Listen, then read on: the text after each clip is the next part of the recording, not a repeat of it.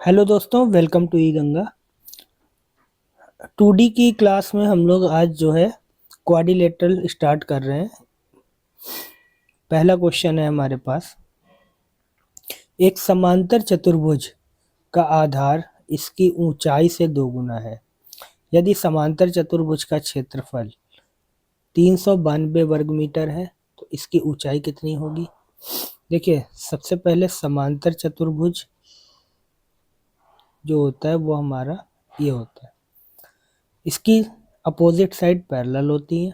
तो ये अगर L है, ये इसकी B है, तो ये इसकी हाइट हो जाएगी। ठीक।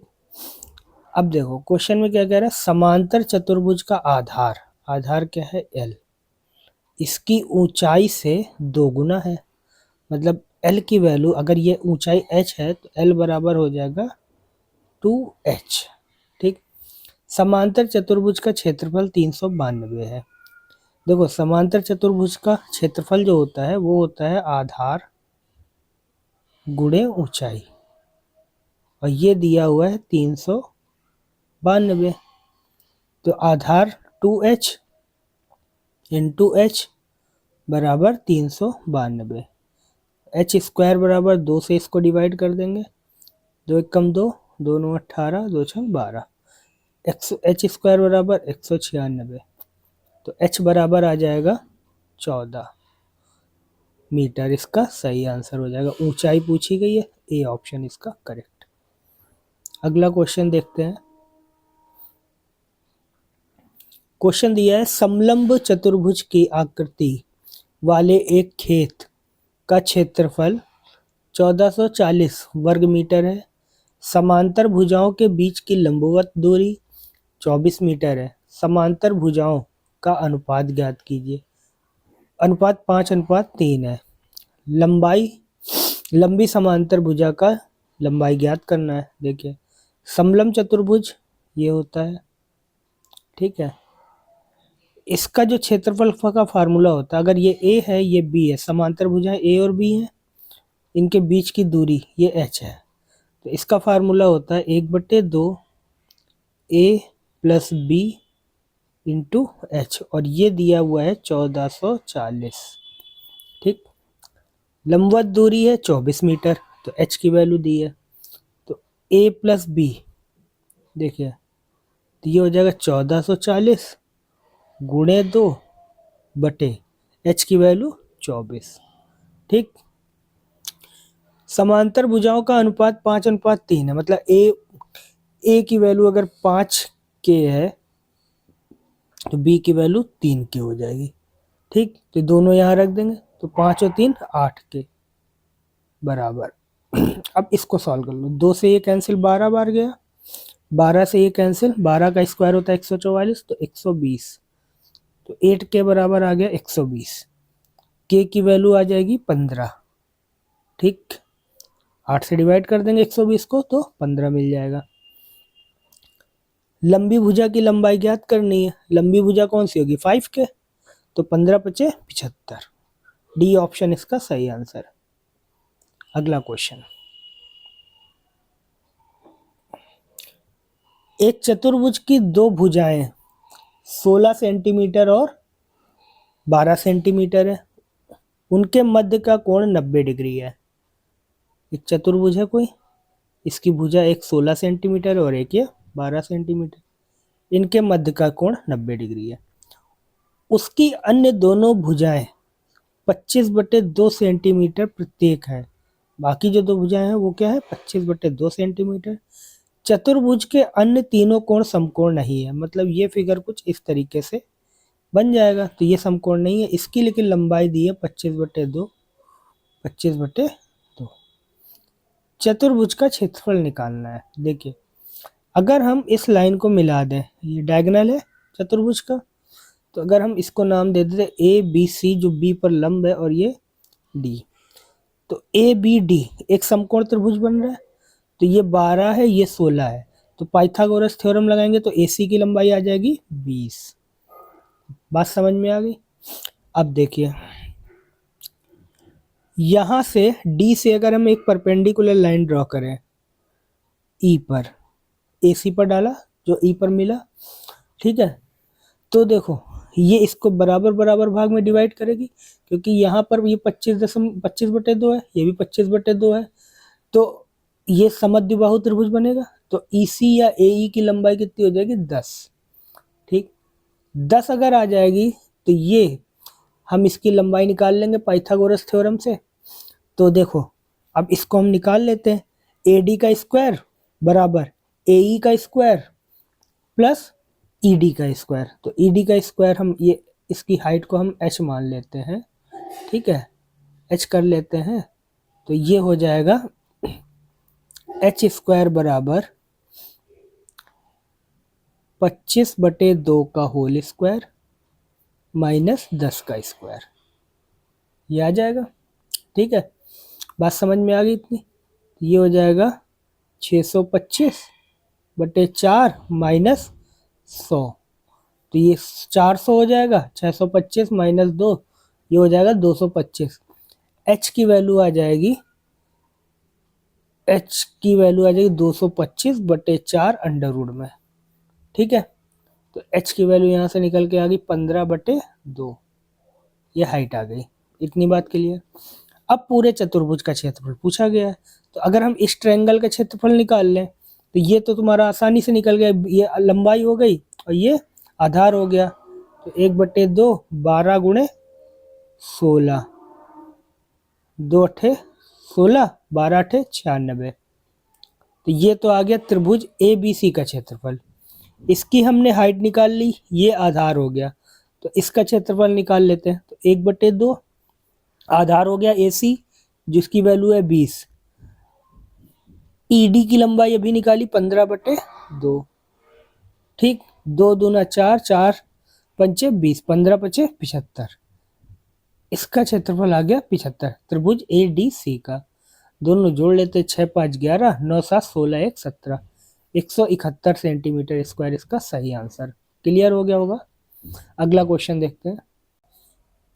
अगला क्वेश्चन दिया है हमारे पास, यदि समचतुर्भुज की एक भुजा और दो में से एक विकर्ण प्रत्येक 16 सेंटीमीटर के हैं तो समचतुर्भुज का क्षेत्रफल ज्ञात कीजिए। देखिए क्या होता है कि एक समचतुर्भुज अगर है तो समचतुर्भुज की सारी भुजाएं बराबर होती हैं और इसके विकर्ण जो हैं एक दूसरे को परपेंडिकुलर बाइसेक्ट करते हैं। ये अगर O पॉइंट है, ये A है, B है, C D। अगर मान लेते हैं कि BD जो भुजा है ये 16 सेंटीमीटर की है, BD विकर्ण, और AB भुजा जो है वो 16 सेंटीमीटर की है, तो O से B जो होगा ये जो है 8 सेंटीमीटर का होगा, क्योंकि विकर्ण एक दूसरे को परपेंडिकुलर बाइसेक्ट करते हैं। और यहाँ पर जो कोण बनेगा एंगल AOB ये 90 डिग्री का होगा, ठीक है। तो यहाँ पर हम पाइथागोरस थ्योरम लगा सकते हैं। तो हमें AO की वैल्यू चाहिए होगी दूसरे विकर्ण के निकालने के लिए, AO की वैल्यू। तो AO की वैल्यू हो जाएगी AO बराबर अंडर रूट AB का स्क्वायर मतलब 16 का स्क्वायर माइनस OB का स्क्वायर मतलब 8 का स्क्वायर। ये हो जाएगा 16 का स्क्वायर 256 माइनस 64 बराबर ये हो जाएगा 192। और इसको जब हम सॉल्व करेंगे तो ये आ जाएगा हमारे पास 8√3, ठीक। AO की वैल्यू आ जाएगी। तब AC की वैल्यू क्या हो जाएगी, इसका 2 गुना 16√3। अब दोनों डायगोनल पता हो गए, AC पता हो गया और डायगोनल BD पता हो गया। दोनों डायगोनल पता, एरिया का फार्मूला होता है समचतुर्भुज का 1/2 D1 × D2। तो ये कितना होगा 16 गुणे 16√3, 2 से कैंसिल 8 बार, 8 16 अट्ठे 128√3। इसका सही आंसर ऑप्शन डी इसका करेक्ट आंसर हो जाएगा। क्लियर। अगला क्वेश्चन देखते हैं हम लोग। क्वेश्चन दिया हुआ है हमारे पास कि एक समचतुर्भुज का क्षेत्रफल 216 सेंटीमीटर है, इसके एक विकर्ण की लंबाई 24 है, समचतुर्भुज की प्रत्येक भुजा की लंबाई ज्ञात करनी। देखिए समचतुर्भुज के बारे में अभी हमने बताया कि दोनों विकर्ण एक दूसरे को परपेंडिकुलर जो है बाइसेक्ट करते हैं। तो अगर एक भुजा 24 है तो ये आधी भुजा कितनी हो जाएगी 12, ठीक। और क्षेत्रफल का फार्मूला होता है 1/2 d1 इंटू d2 बराबर, ये दिया है 216। मान लेते हैं d1 बराबर दिया है 24, तो d2 निकालना है, तो d2 बराबर हो जाएगा 216 गुणे 2 बटे d1 की वैल्यू 24, 2 से कैंसिल 12 और 12 से ये कैंसिल हो जाएगा, कितने बार जाएगा 12 एक कम 12, 12 अट्ठे 96, ठीक। d1 की वैल्यू आ गई 18, ठीक। तो ये आधी लंबाई कितनी हो जाएगी 9, ये 9 है ये 12 है, तो ये पाइथागोरस थ्योरम लगा दें हम। पाइथागोरस थ्योरम लगाएंगे तो 12 का स्क्वायर प्लस 9 का स्क्वायर, ये हमारी साइड आ जाएगी। साइड निकालेंगे, इसका अंडर रूट ले लेंगे, 144 प्लस 9 9 81, तो ये हो जाएगा 225 अंडर रूट में, ठीक। ये साइड, तो साइड आ जाएगी 15 का स्क्वायर होता है 15, इसका सही आंसर ऑप्शन सी इसका करेक्ट आंसर। क्लियर। अगला क्वेश्चन देखते हैं।